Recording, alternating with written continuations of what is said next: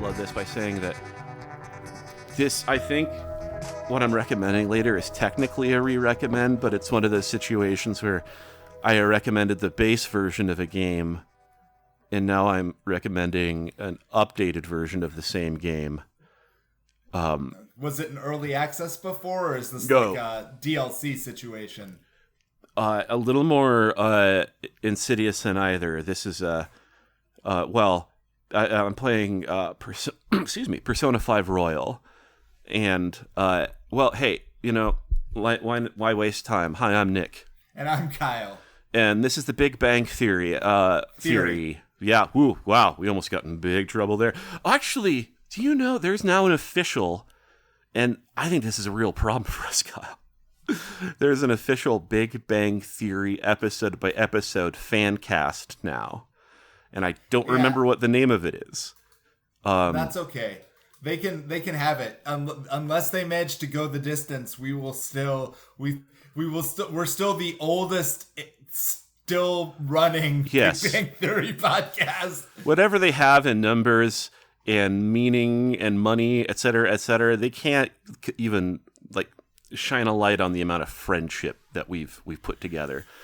That said, I will wait until the recommendations portion to actually make the recommendation, but I am front loading that P5R, as the cool kids call it, goes in a very special small collection of video games that I've curated called Games that are actually a lot of fun when you're not suicidally depressed.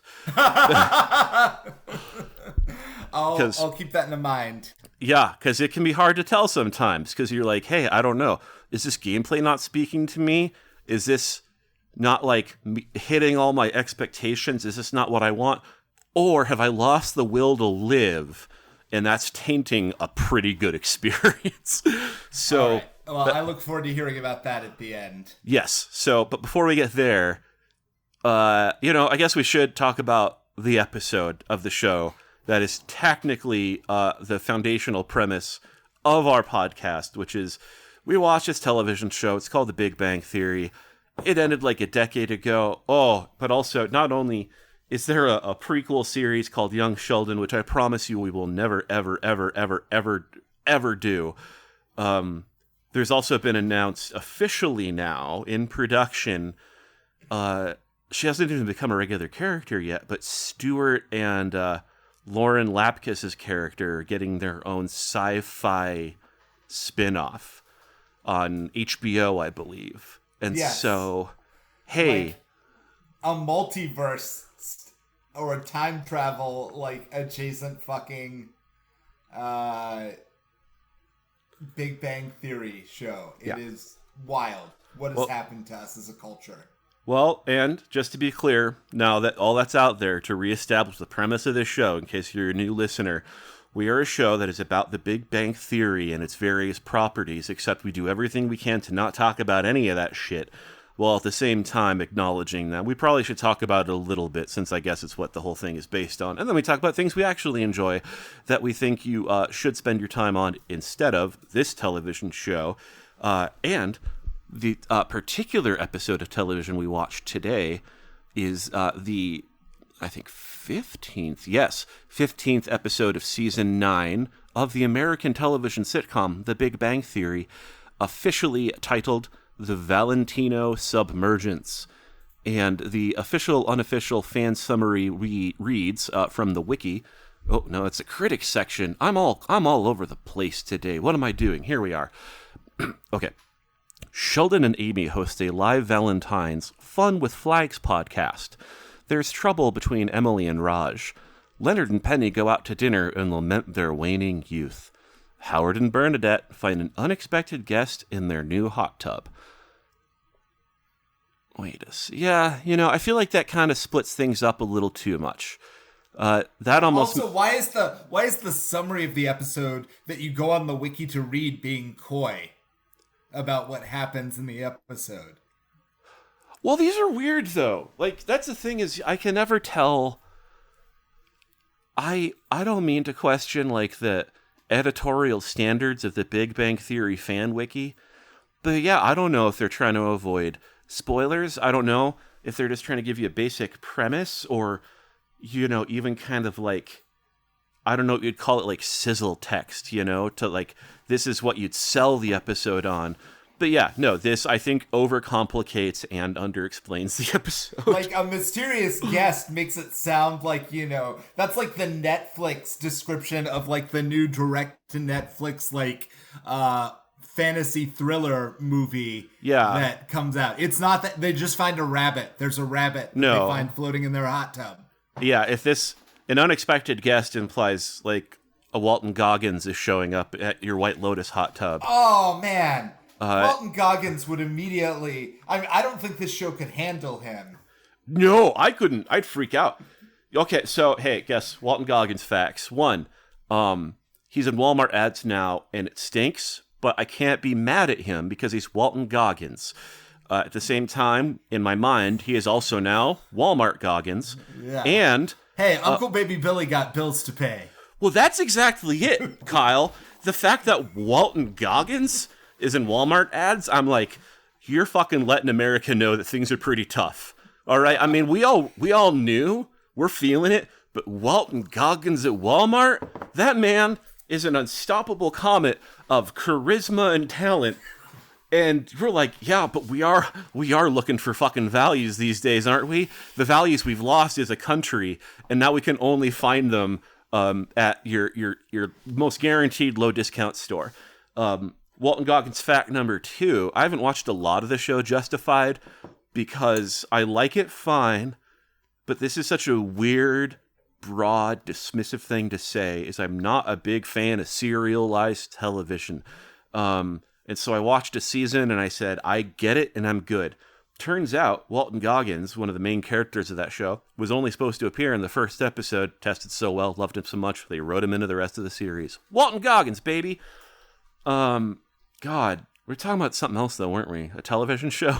Yes. that isn't Justified, or The White Lotus, or a commercial for Walmart that you would see while watching one of these shows, not the other, because it's premium, baby. You don't watch commercials on HBO unless you're paying for the cheap package, which is crazy. You're paying for a cheaper package of HBO that includes commercials, a service is never traditionally... you're paying to have advertisements given to you in a service that... Wow, okay. We're back to the Big Bang Theory. It's Valentine's Day is the episode. What do you recommend, Kyle? For Valentine's Day? Oh, no, we're done. It's a Valentine's Day episode. Did it and quit it, Oh, I see. Okay, well, in that case... No, there are, I guess, I'd say... God damn it, I guess... It's a very, like... We filmed 4 completely separate plots, with the actors we could get on the same schedule, and we're just sort of putting it together in post. Well, which is fine.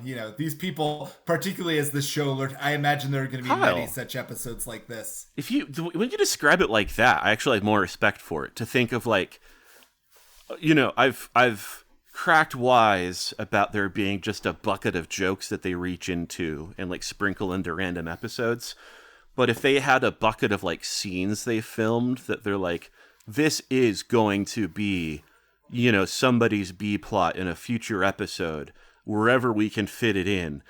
But yeah, to have someone that has to like Frankenstein together a handful of those, which I don't know if that's what happened, but I'm saying if it did, I like that idea. I like it. Yeah, 90% from my limited understanding, although I do live in LA, so I have friends who work in the biz, and like my understanding is like 90% of filming a sitcom just revolves around fucking scheduling. And when you're in the early seasons and the actors are like super under contract and desperate to get paid, they're really like, they're available whenever you want them to be available. But, as you drift later into a show and they become big stars and they have a lot more latitude, they're able to negotiate things like, hey, I'm going to be filming a movie and then going on vacation for 3 months in the middle of our normal shoot schedule. Is that fine? Can you just shoot around me? And so sometimes that's when they come up with things like, Wolowitz is on the moon or whatever, so that we don't have to put him in the same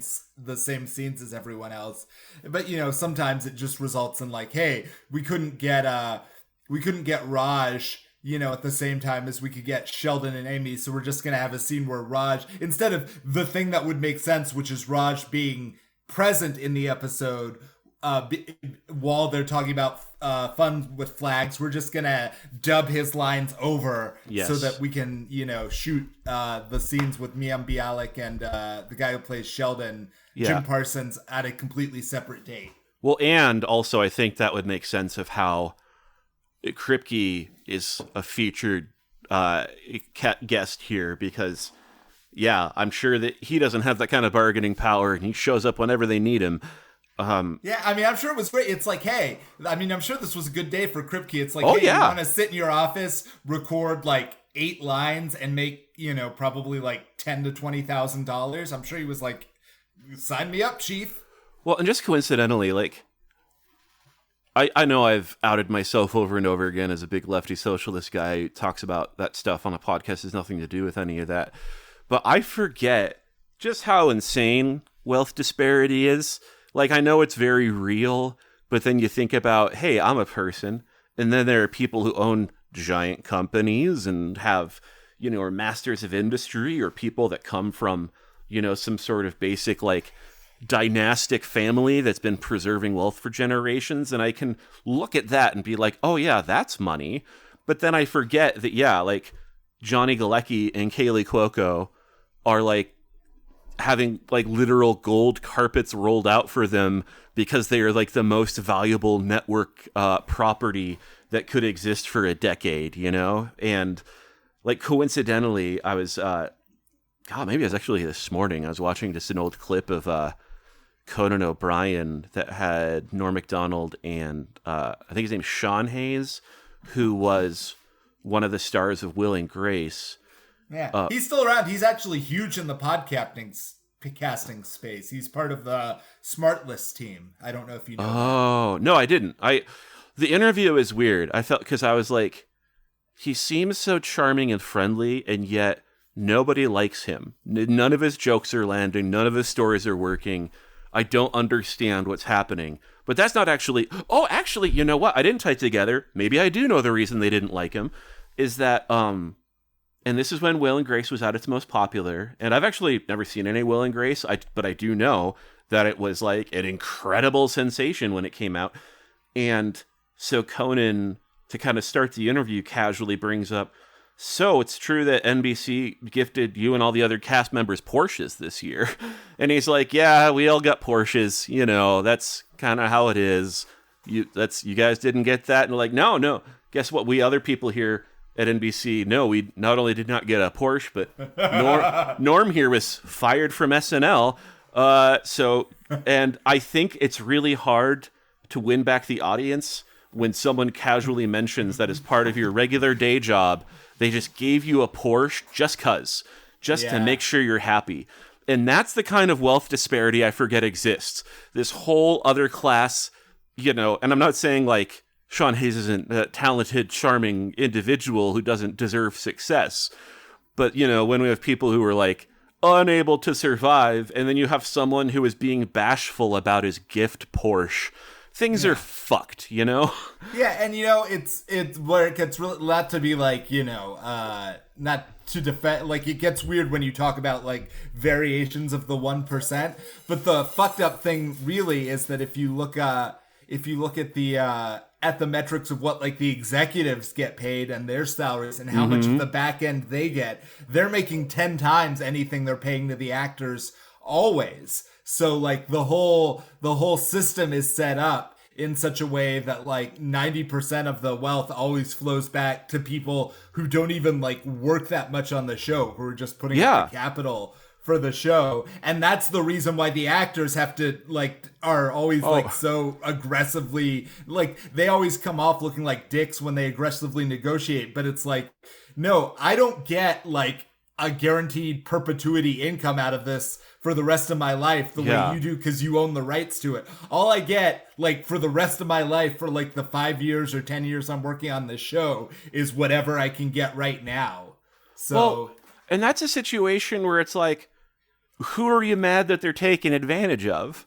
Like, no, the members of Seinfeld, especially for it being a show in the 90s, it is nuts that they were getting paid literally like $1 million per episode. That's bananas. But am I supposed to feel bad for NBC? Like, I don't get, like, no, they shouldn't be getting paid that much, but the people paying them shouldn't have that much money to begin with. Well, and like, also, I mean, maybe they should, like, how much is Seinfeld as a show, as a concept? That show has been running in syndication every day with ads. Yeah, no, it's permanently part of culture. Like, you can't avoid it. It's like, if you figure out what the net capitalization of the show Seinfeld actually is, and then you figure out, like, what their percentage of that should be, maybe $1 million an episode was fair. Well, also, another fun coincidence, another Conan O'Brien interview that I don't know. I swear, I don't like watch a lot of Conan O'Brien stuff. Not like I wouldn't. I think the show's great. That's hard to say. There's nothing to be ashamed of. He's one of the good. We like him. I don't. He's like our Gen X uncle who managed to still be cool. Apparently, we like him unless you're in the podcast business, in which case you're like, really? You had to take up our entire market share as well, Conan? You didn't have enough money, Conan? Set that aside. But because of his show and the many guest appearances of Timothy Olyphant, I'm a huge Timothy Olyphant fan. Maybe it's a put on, but he seems like a real legit and cool guy. And part of the reason he seems, to me anyway, legit and cool is the audience doesn't seem to like it when he's on the show. And he's like, no, acting is the easiest thing in the world. They tell me what to wear and they tell me what to say and I get paid lots of money for it. It's not hard. And being a producer is the greatest thing you could ever do, because then you get paid just to have your name on something and you don't even actually have to do anything. Like, this is the best business I could be in. What? Yes. And in the same one of those interviews, because I know I'm mixing a couple up, I also love how the Jim and Andy Kaufman documentary had come out, and Timmy Olyphant is like, oh, the funny thing, because that movie's so obnoxious, it really made me not like Jim Carrey, who is method throughout the entire process of filming Man on the Moon, the Andy Kaufman biopic. And apparently, I don't know if it was trying to make him look bad. I don't think it was. I think he just was, in fact, a fucking goblin. But yeah, Timothy Olyphant just talking about even watching the documentary and being like, oh, funny thing about that is I was in character while I watched the entire thing. Unfortunately, my character thought it was pretentious, narcissistic trash. That's pretty good. Which is unfortunate, because I probably would have liked it. And also saying that that they always get great guests on Justified, except for one guy who was a major douchebag, who is the only guy that, he thinks he and Conan have in common. And Conan goes, wait, but the only person we would have in common is Patton Oswalt. And Timothy's just like, whoopsie daisy. So he's not like out there just like being a shithead, but the fact that he's like, no, this is the easiest job in the world, and some of these people are fucking idiots. I'm like, damn, Timothy, like, it's keeping it real. Yeah, and it's it's hard to like someone that's like so naturally successful and beautiful, like you want to be jealous of them, but it's just like, nah, dog, you seem pretty fucking cool. It's always nice when they have perspective. That's like yes, no, that's 100%. I do watch a lot of stupid, like I love watching like actors roundtables and shit like that when the clips come on. There's actually a great one. If you ever like that, you can watch the whole thing of that's just really like fascinating and weird because it's a bunch of comedians, and so it's like Jim Carrey and Sacha Baron Cohen and the guy who was in Cheers, Ted Danson. Oh, and the guy who was and Henry Winkler. So it's like 4 generations of like kind of silly, funny guys just sitting around talking. Oh, and Don Cheadle's also there for reasons I don't understand, but he doesn't really talk very much. Yeah. And I don't think of him as a comedy actor, but I mean, he can be funny when he wants to. But anyway, it's just watching like Jim Carrey and particularly Sacha Baron Cohen like talk to each other is really kind of funny, interesting. They're not even trying to be funny. They're just like, I admire how it's like both of them are like, I admire how we have the same monster inside of us that pushes us to maybe destroy ourselves in the pursuit of just a little bit of recognition from a random stranger. Yeah. But anyway, I watched another one of those with a bunch of like serious Oscar-winning actors, The Pits. of which one of them was, I don't even remember who was on it. I just remember that one of them was Denzel Washington. I think another was Bradley Cooper, because in my head this seems like the sort of thing Bradley Cooper would say, where he's sitting there and he's talking about, acting is really the hardest job in the world, and he does that whole thing and he says it, and then Denzel Washington is just like, Good. he's like, I don't know, have you ever tried digging ditches for a living? Yes. No, I knew it. Denzel, I know it's fucking real. I knew it. I was just waiting to hear it. Because, like, Denzel also, just random thing about him I know is, I don't remember what movie he got his Oscar for, or maybe it was an Emmy or whatever big award. I think it was an Oscar. But during his acceptance speech, he's like, I got to thank the team. They said, you're going to get this Oscar. We're going to talk to the right people. We're going to put the money in the right hands, and baby, they did it. He also just doesn't give a fuck. He's Denzel Washington rules. He's like, some people like work outside in the sun for 10 hours a day, right? It's like, I think being an actor is fine. Yeah. It's, and it's one of those things where you have to appreciate art and like people's process and what goes into it. But I love Gary Oldman, but if I ever had to have a conversation with him, I'd strangle him, which would be difficult because he wears so many scarves. He seems like, if you've seen his interview with Stephen Colbert, it is true he's a serious actor. But he's pretty, you'd enjoy making him laugh. He's fun to make laugh. Well, at least there's that. I think, I'm obviously like very naturally but intentionally a not self-serious person. And then when, I don't know, I want more Timothy Oliphants out there, I guess is all I'm saying. Not just because they're fucking beautiful, which... we don't even have to go down that road. What the hell? What is this show? It's like, so now that we've discussed actors' rights and the craft, and we've gotten a little bit into, I was about to go on a little tangent about Clint Eastwood as a director, and I don't know where that came from, but So tell me, he's pretty good, right? But also he just makes movies for old men that want to feel powerful. Is that, I don't know.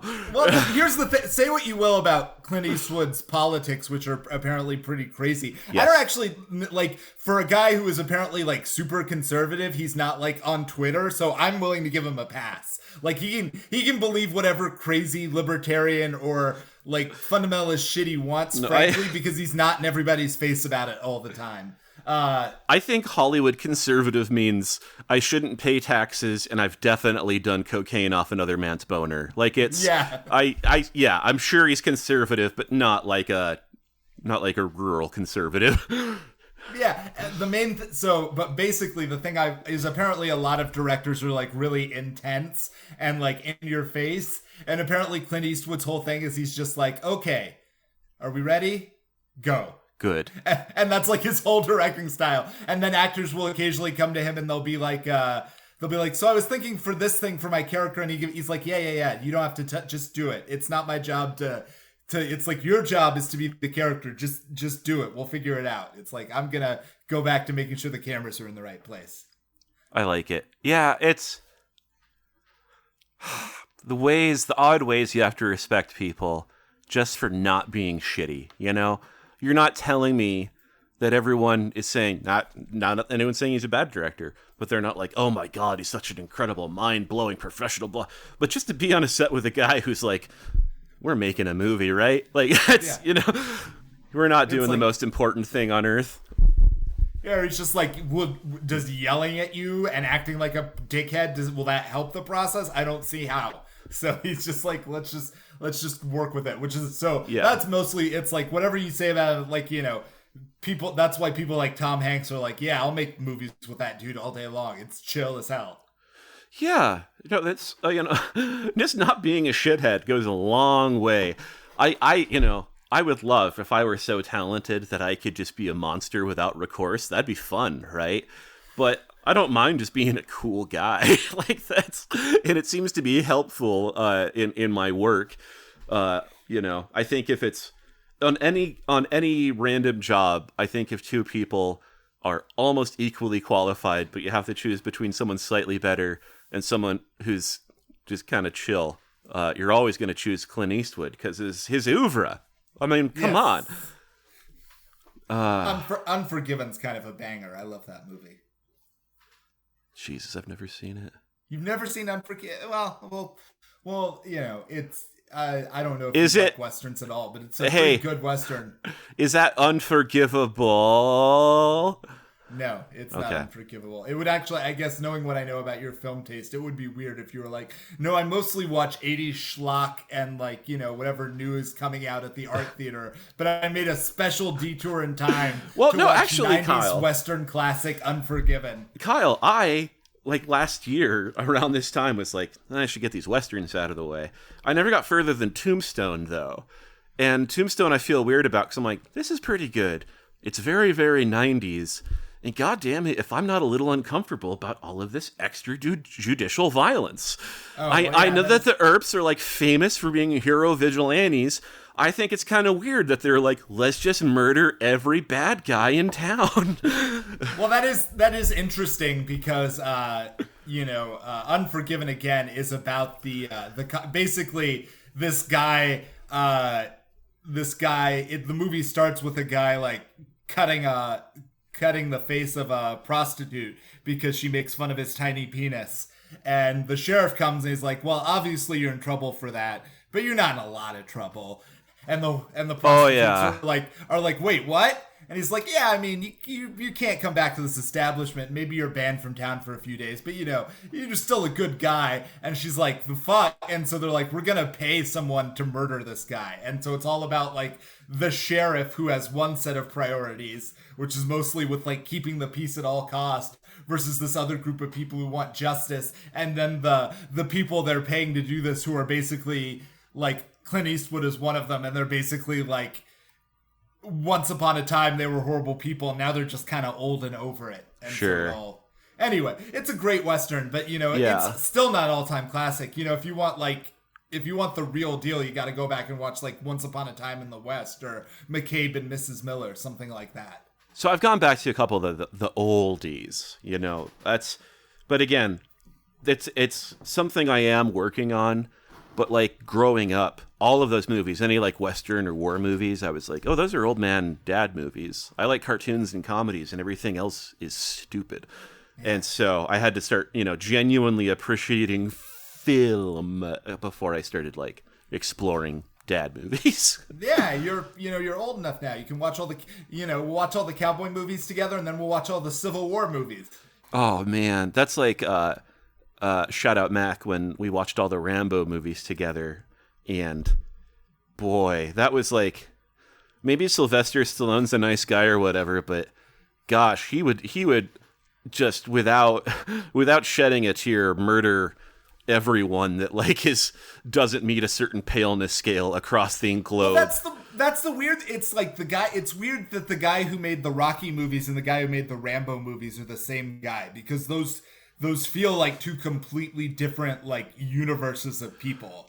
Yeah, no, for someone who has no known record of committing hate crimes, unbelievably racist. I just that last Rambo movie in particular. I mean, disgusting. It's not more racist than the one that's set in Vietnam or Afghanistan, but because it's so much more topical, I find it particularly hard to watch, to the point where even though I'm told that it gets really good, I was like, I can't watch an entire movie that's just about how everything south of the border is. I can't watch Rambo meets Sicario. I just don't have it in me.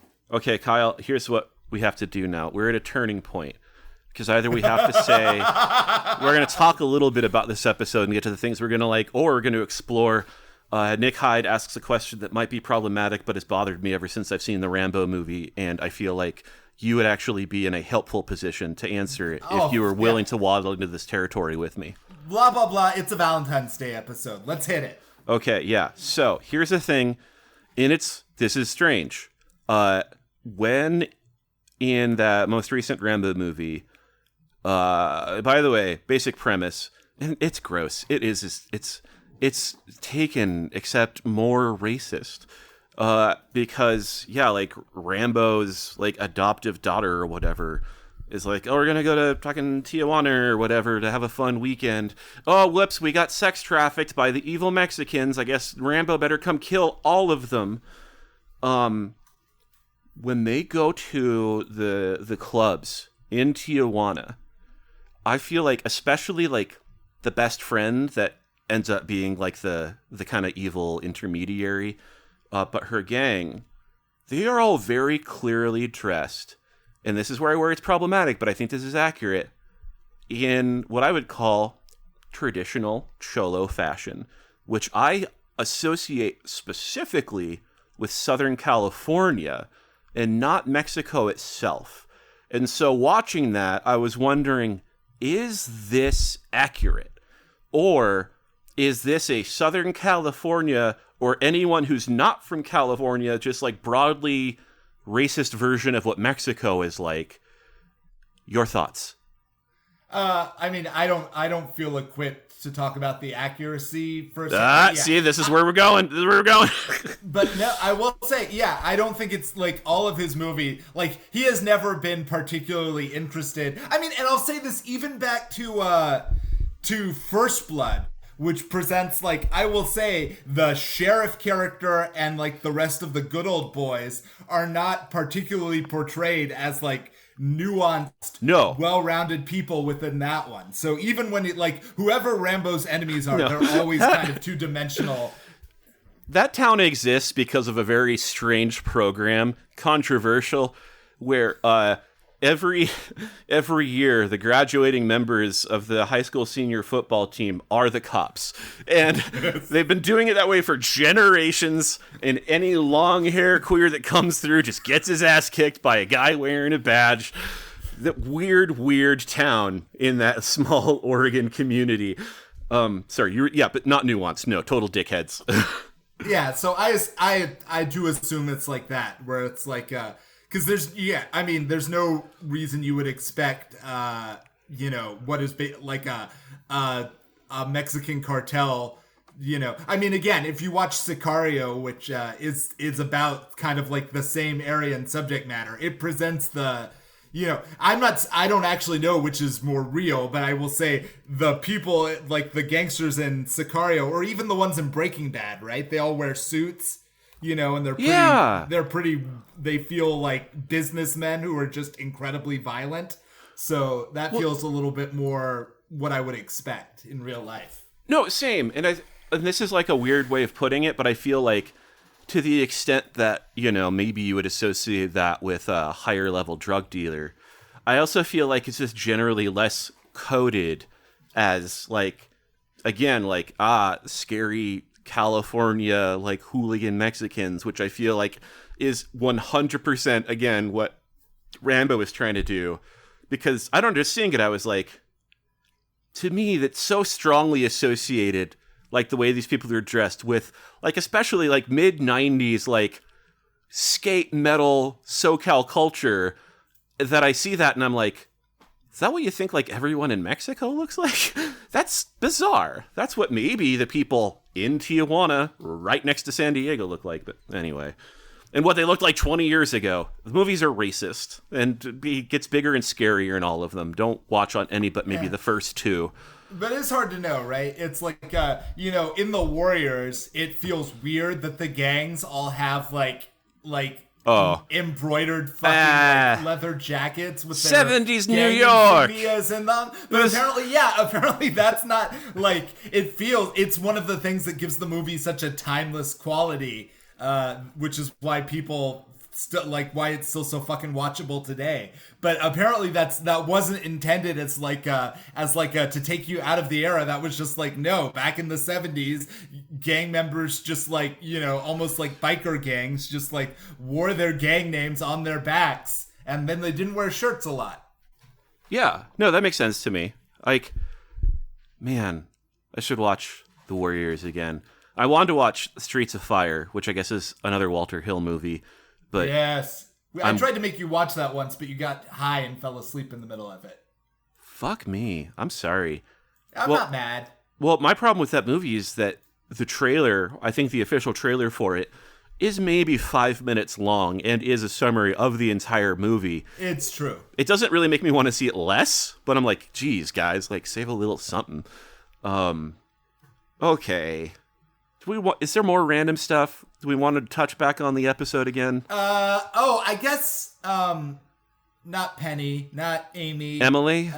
Not Emily. Oh, yeah. Emily gets broken up with summarily in this episode. And yes. then it's not even like a montage. Like, just like a flash series of... smash cuts. Just a bunch of smash cuts.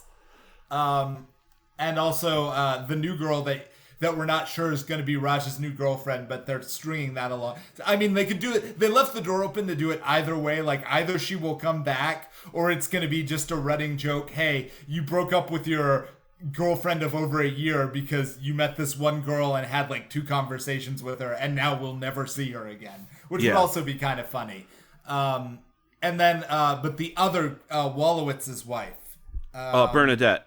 They adopt a rabbit that fell into the hot tub. The entire time, Wolowitz is trying to be super horny because it is Valentine's Day, and they're expecting hot tub sex. Which, by the way, don't do it. Okay? Don't have sex in a hot tub. Just don't. All right? You're listening. You're like, this sounds... Don't do it. Do not. Don't. It's good they found this rabbit, which they then adopt. And, man, like, this episode was fine, and this didn't, like, really, really bother me. But yeah, I did think it was really annoying that...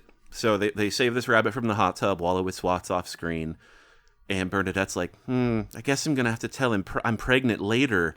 That's like, oh, I mean, yeah, I guess that's like a teaser, cliffhanger, whatever, but it felt like such like a cheap way of shoehorning in something they didn't have a better way of addressing. Yes. I don't know. So we'll see. But yeah, That's and then... it. I'm ready to move on. Yeah, fine, fuck it. It was a fine episode, and we had a better time not talking about it. Welcome to the Big Bang Theory. Okay, well, we should move on to recommendations, which also I have to always say, if you want to have a show that's actually more like what we just did on accident, you should subscribe to our Patreon, patreon.com/TBBTT. That's the Big Bang Theory, where either we touch back upon things that we have enjoyed in the past and mentioned on this show that we'd like to get into deeper discussion of, or I don't know, just this shit we like now. Like, we've gone as specific as Kyle recommending the video game Claire Obscure, which is very recent, but also older comic books, such as a specific IDW line of the Transformers comic, or as also broad as like me trying to just talk about friggin' fighting games in spite of not being great at them. And we do that, and it's fun. So yeah, Big Bang Theory on Patreon is patreon.com/TBBTT. Now, to get to the things we enjoy and recommend instead of this television show, I've already front-loaded that I'm recommending P5R. Should I continue? Yeah, get right into it. Okay. So... As mentioned at the beginning, this game came out, I think, like 5 years ago, which is a span of time. It's one of those things with age that time just goes by faster. I've been telling myself 4-5 years, like, I just played this game a couple months ago. I'm not ready to touch it again. But part of the reason I haven't played it for so long is the original game, Persona 5, great game. Loved it. It's like 100 hours long. And that's without, any New Game Plus stuff. That's without being able to maximize all your cool guys. That was pretty average length. And that's a pretty exhausting experience. It was a great game. And I think 3 years later, they released Persona 5, The Royal, which is effectively the now definitive version of the game. It came out right at the beginning of the pandemic. And I did purchase it, but hey, wouldn't you know it, beginning of the pandemic, both because of global crisis and very immediate personal crises, I was not in a good place. And I was kind of sour about being given this upgraded version of this game I just spent 100 hours on, just a couple of years ago. And so I was not into it. I wanted to enjoy it. I was pretty annoyed. But very, very recently I was talking with somebody who said that they had been meaning to get around to Persona 5 Royal, and I was like, I never did finish it. I still got it on the old, PlayStation service, whatever. I'll give it a try. And I can tell you again, when I'm a little bit further from it, and when I'm not horribly depressed, God, this game rules. It's so fun. And I think it's not fair, and it's almost like too good in a way, which is, for anyone who doesn't know, Persona is part of the big, weird Shin Megami Tensei series, which is, I always think about it, is Pokemon for perverts, because it predates Pokemon, but the basic gameplay premise in all of these games is you're someone who can summon, control, and negotiate, befriend demons. And in the Persona games, this is combined with high school social dating sim elements. And so you are some unnamed protagonist who, in whatever high school setting, has a dark past that, hey, you also have this magical power to control these demons. You can go to a special place called the Velvet Room that exists kind of just like outside of space and time. And you find other people with similar powers who are trying to influence their very real world by infiltrating these different metaphysical spaces in their area. And it's all a JRPG. It's all turn-based.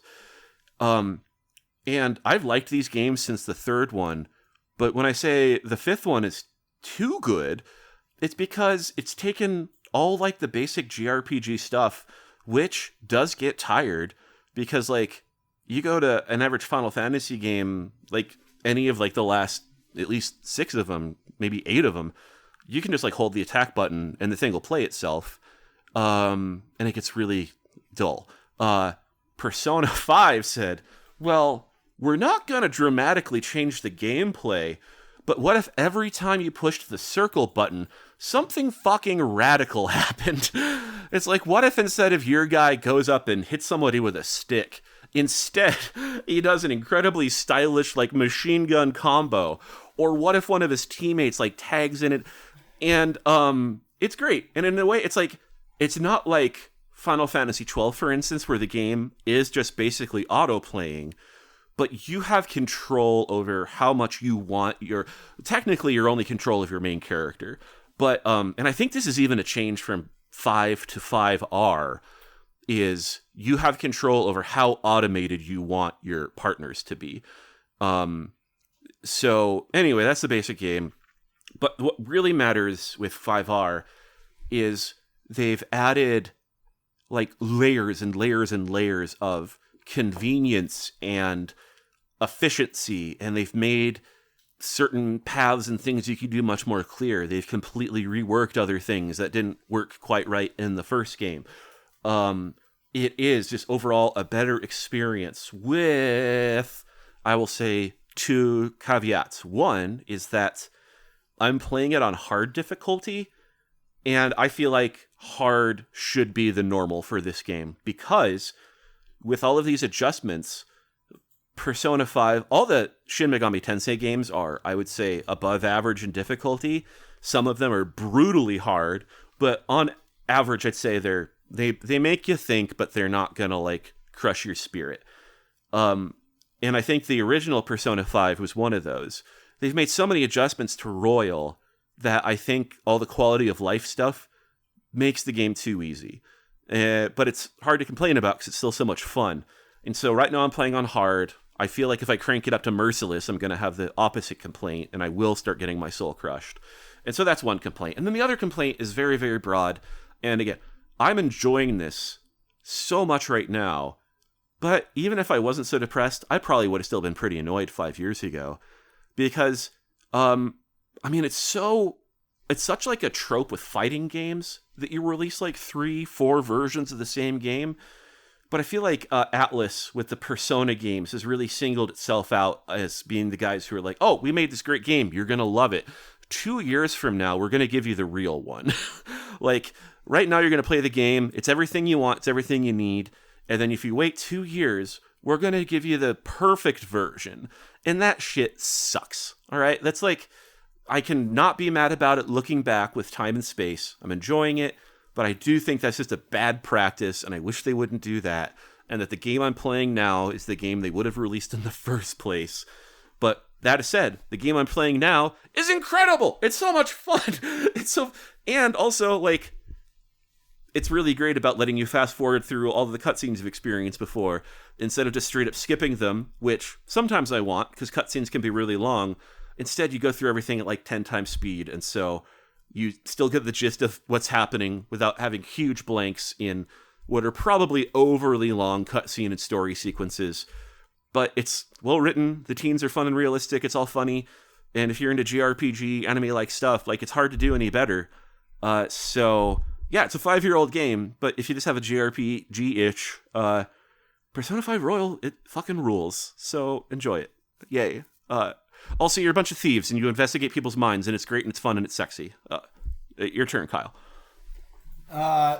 Great recommendation, Nick. I do have, like, you have to tell me now, but I will, because the problem I always have with all of the Personas, but Persona 5 Royal was actually the one that broke me, which is why I couldn't finish it, is there's just so much stuff to do, and yet there is still a timer on when you are supposed to complete certain milestones by, that I felt like it just makes it really hard for me to feel like I am managing my time correctly, which is more of, I think, a me and the medications that I need to be taking problem than the game itself. But I just want you to tell me when you're done with it if it actually felt difficult. I'll tell you right now, I have the same problem. I hate it. Matter of fact, earlier today, so I think it was, I've been binging it these last few days. I was like, I'll try it out, and then I just went hard. But I realized, and I think maybe this is even a change between the two versions, I was like, oh, my social ranking with one of my main party members hasn't been going up, and I haven't had any opportunities, like he hasn't asked me to hang out. I wonder if I'm doing something wrong.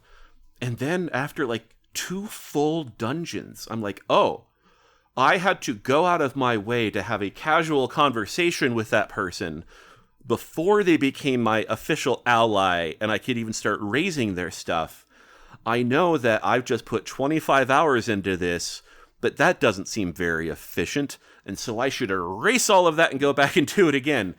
That instinct is with me constantly in everything I do, all of the time, and all I can say is, fuck it, you gotta let it go. Are you gonna feel better when the game is done and you maxed everything out? Like, I will always feel unsatisfied knowing I could have done something more efficiently, or I didn't get the full best thing. But also, maybe it's because I'm 41 now. I'm just like, well, who fucking cares? You know? If I had a good time, I'm not necessarily going to go back for the real ending anymore, because I'm done. Or if I do get it, cool. But it's just, I had this problem a lot with the GTA games, where I feel like there's so much stuff to do, it just overwhelms me, and then I can't play them at all. And so at least Persona has like a calendar you have to keep track of. But yeah, I don't know. Maybe you're not going to make best friends with everybody. Focus on the ones you love, Kyle. Yeah, that's that's fair. I don't like it, but that's my personal problem with these games. Maybe and also, in this version, they add a 3rd semester, which I've never even got to that part yet. And so I think that probably helps make it a bit easier to manage your time, having the extra time. But I don't know how much that balances out with the extra stuff they added, so. Interesting. Yeah. I think I might just, I think there's some modded version of it I need to play, like, if on the PC, that will make it perfect for me, but that is different from the intended experience. Because I do like the story and the combat a lot. Yes, with the boobs out. I love the story. I love the combat. The pacing of it, like, activates something really anxious in my brain. But I didn't want to be negative. I will admit, I'm with Nick. I mean, it's not, anybody who has even heard of this game knows that it is probably, like, up until Clair Obscur came out, it was like the one that everybody was like, hey, if you think you might like JRPGs, but they all feel old and clunky to you, try this one. And I think that's still fair. Yeah. I think, like, if you want, like, a JRPG that feels nothing like Final Fantasy, but still shows all the fun you can have in the genre, you should definitely play Persona 5 Royal. Well, and you remind me of something I mentioned that I actually didn't follow up on, which is when I say Persona 5 and 5 Royal in particular are too good, what I mean when I say that is 3 and 4, they both already had a base game. They both already had their second definitive versions, all right? And then after 5 came out, they went back and retrofitted both of those with 5's style and mechanics. And that's where it's like, leave good enough alone, guys. All right, like yeah. Now you have to play 3 and 4 again. It's just like, well, by the time not just again, but in this new style that's like they're different games. It's I don't know. Sorry, go ahead. It does make me wonder if we're eventually going to come around again, and by the time Persona 6 comes out, they're going to be redoing 5 with just like slightly more updated visuals and style and stuff. No, it's a real Ouroboros. It does feel that way, but they are good games. What I was going to say, so now my recommendation, which will not come as a surprise to Nick, and this isn't even. This is oh just a shit! I preview didn't of get what to we're it in time. Sorry, That's okay. Well, this is just a preview of what we're going to be talking about next week on the full optional podcast. It's the new Superman movie rocks. It is incredibly good. It is everything you could want from a comic book movie and from a superhero movie. I haven't been this like viscerally satisfied, I think, with a superhero movie since like the first Spider-Man came out, where I was like, yes, this guy gets it. This is nice. Good. Just quick aside, I do still need to see the new one. I did try putting on Superman 2 the other night. And it's just like, I know this is like a legendary movie, but I can't do this right now. I can't do this cheesy 70s nonsense. But tell me, or do you want to say anything more about the new movie, or do you want to wait for the bonus episode? I mean, I'm happy if you haven't. Like, I will just say, it is nice. It's again, there are two separate. It's nice to have a movie that is a hopeful Superman movie, and I think that's what a lot of people are responding to, which is one thing that I think a lot of people appreciate. But just as a separate thing, I'm going to say it is nice to have a comic book movie that, as a lifelong comic book fan, feels like it is actually set in a comic book universe. Oh, like it's not trying to put comic book characters in the real world. Yeah, not even a little bit. Like that's good.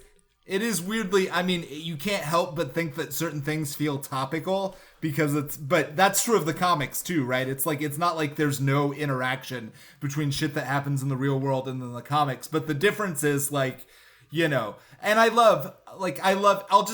I'll do this one little compare and contrast. I have come to an incredible amount of appreciation for like the Christopher Nolan Batman movies that I did not have when I first watched them, but that now, many years later, I look back and I think like, oh, I really appreciate like what those movies are doing, how they present the characters. Nevertheless, it is very clear Christopher Nolan thinks Batman is kind of silly, and he spends his entire time making a Batman movie just trying to work around his own embarrassment that he is directing a Batman movie. Well, and I think you're exactly right. And an exchange that I love, that I think famously defines exactly what you're talking about, is a moment in the first movie where Batman and Ra's al Ghul, after, their long history apart, meet up again. Batman is dressed as himself, and Ra's al Ghul says, "Took the whole bat thing a little literally, didn't you?" Yes. Yeah, there is a man dressed like a giant bat. That's the world we're in. And Ra's, you helped create it, you fuck. Yeah, I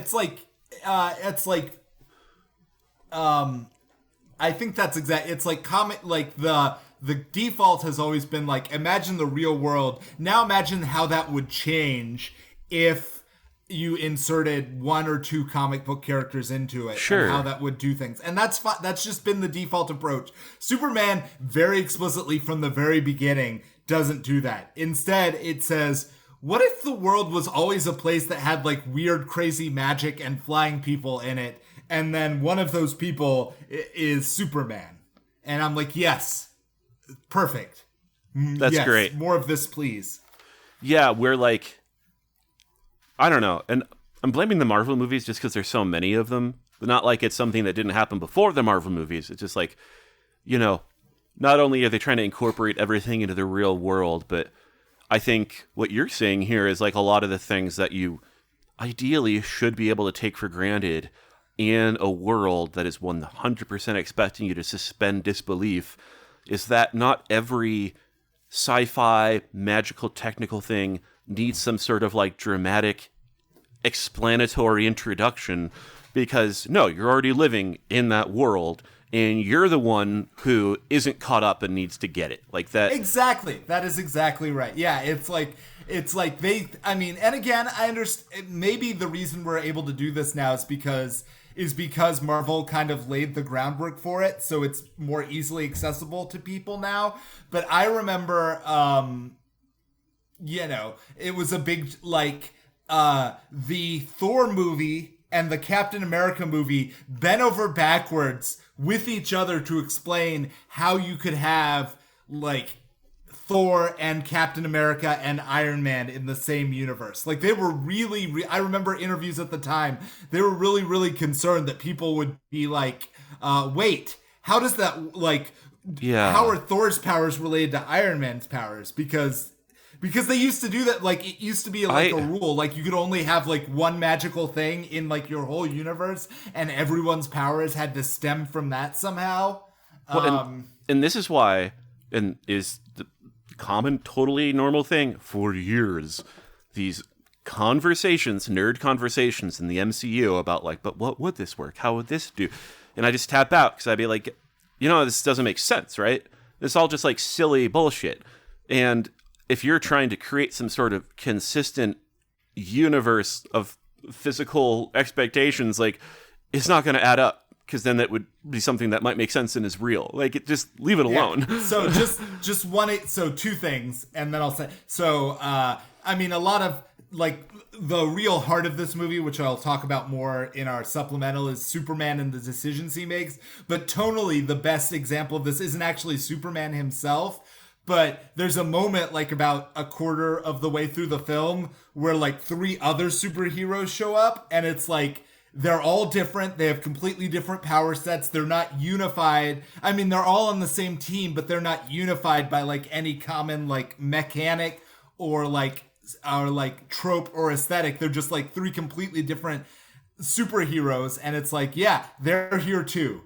Deal with it. And then there's even a bit where one of them, who is kind of the one of the breakout characters of the film, Mr. Terrific, he's dealing with something that Lex Luthor has done, and he's just like, motherfucker created a portal to a pocket dimension. God, I hate it when people do this. Yeah. And it's like, haven't they read my paper about why we shouldn't eat? Like, I think he literally says, he's like, this is why you don't go and create pocket dimensions. I've said it many times, and it's just like, thank you. No, that's great. That's, because, I don't know, hand-holding isn't right. I think it's just, but exactly what you said, it's maybe misguided. Maybe it's just a different style, you know, to want to put everything in some sort of, like, grounded as we know it, at least, like, somehow, however tangentially based in real science and physics and our world. It's like, fuck it, you know. Like, that's. Yeah, I think it's a vestige of an older rule of screenwriting, because I remember them talking about this in Disney movies. Like, there's this rule in Disney movies that you actually only get one magic thing in a Disney movie. It's like, that magic thing can be whatever you want it to be, but there's actually only one. And if it looks like multiple magic things are happening, they're all traced back to, like, the same root in the universe, be it, like, the existence of fairies or, like, you know, trolls or whatever.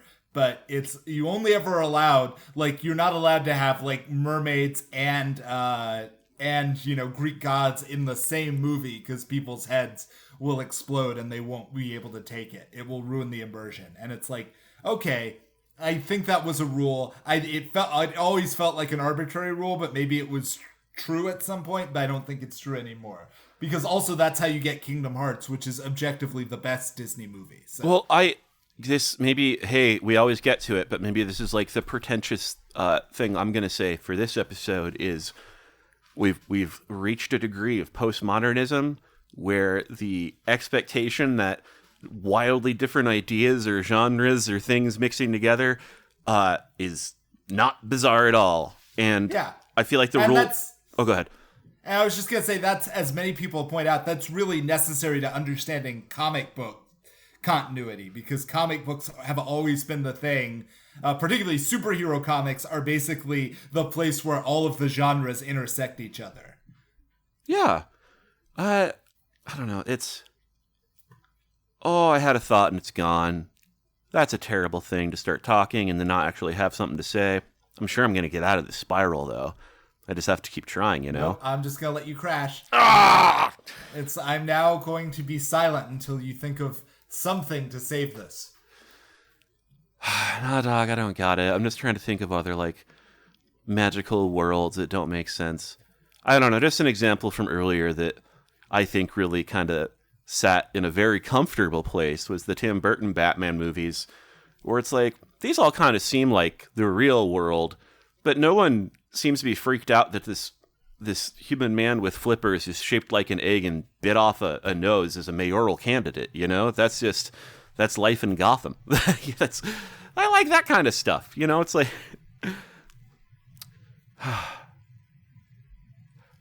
Man, you're not saving me at all. Are we ending there, or are you going to wrap this up? No, I mean, so in conclusion, Persona 5 Royal, which I could also, it be argued, is a superhero game. Oh, absolutely, yeah. Well, and also, hey, if you wanna have just like a weird time, as I did, I played Persona 3 because it was free on the like early iteration of whatever like the PlayStation Network was. I think it's maybe like one of the first like games I downloaded on my like PS3. The way they summon their personas in that game, as they did in the one before it, is you have to psychologically accept like your own like meaninglessness to be willing to let go of yourself and allow your persona to come forward, which they do by visually interpreting that as teens having handguns to shoot themselves in the head as a way of summoning their magic powers. That's literally what's going on I thought Persona 3 has one of the best openings to any video game of all time, because I don't remember which character it is, but it just starts with the one female character just like sitting in her room holding a handgun being like, come on, you've practiced this, you can do this. Oh, I don't want to do it though. And it's like, that's fair. It's like, I get it. Yeah. Which, just a general note, one thing that, you know, I think it's all kind of like evening out as we have just culture that is being spread so evenly throughout the world. But, man, if I were like 12 years old and I was like playing a Final Fantasy game and it was cute and I had access to an actually translated like version of one of these Japanese Shin Megami Tensei games, I would have turned evil. I'd have just been like, oh, there's a video game where I get to be like a weird isolated nerd that made friends with the devil to fuck a girl. Cool. I am the most powerful young person. Yeah. So can I give you my hot take about the Persona games really quick and we'll end here? Sure. I actually like the interface from the from the old Persona 3 port, not the original one that was on the PlayStation, but the PSP version, which is I think the best version. I don't know why they didn't just port the PSP version. Yes, but that one, because they didn't think they had like the space or bandwidth to have your character walk around everywhere. Instead, it's just like everywhere is just like a diorama, and then you just click on different people and things to get to the different cutscenes and stuff. And I think that works. That's actually pretty nice. I like it so much. I get annoyed in Persona 5 when it's like I have to go to school now, which means I actually have to walk out of my house. I have to walk down the street. I have to get on the subway cart. I get that that's like part of the. Yeah. Well, no, I'll add a layer of frustration to that because, like, yes, that is all the realistic travel route. But not only that, but when you are in the school and you know what room you're supposed to go to, they're not labeled on your map. So you have to go and either randomly click on doors or actually look like at the little sign on the door to figure out which one is student council, which one is student faculty. Otherwise, you're just wandering around aimlessly. It's silly. It's very silly. The diorama sounds great. Yeah, and I think it's for a game that's like as stylized as I don't know why they thought they needed that simulationist element for the real world. Like, it makes sense in the dungeon why you need to be able to like actually peek around corners and things. But I think that for the portions of the world where you're just you're walking, where you're like, you know, talk mostly exists so you can talk to people and like, you know, try out new food restaurants and things, I think you should just be able to like click between representations on menus. I think it would be better and faster and less stressful. Y'all heard it here, straight from the horse's mouth. You shouldn't have to walk around and interact with people. You should be able to push buttons and get through this fucking life faster. Yes, I also do feel this way about real life. It's true.